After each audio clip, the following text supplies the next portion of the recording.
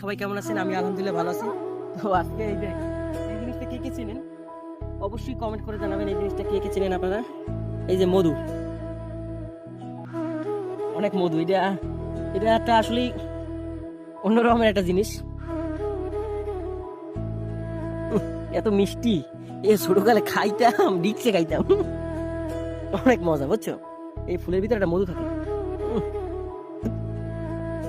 অনেক মজার একটা জিনিস। তো আপনারা কে কে এই মধু খেয়েছেন অবশ্যই কমেন্ট করবেন। শৈশবে বেশিরভাগ মানুষ এটা খাইছে, পেরেছিলেন এমন কেউ নাই। শৈশবের জিনিসটা ছোটকালে মধু। মামা খাবা? এই দেখো, এটা মুখে টান দাও, ভিতরে টান দাও। মধু মিষ্টি লাগে, মিষ্টি। মামা তুমি খাবে? তুমি এটা খাবে? আচ্ছা, খাও, টান দাও ভিতরে।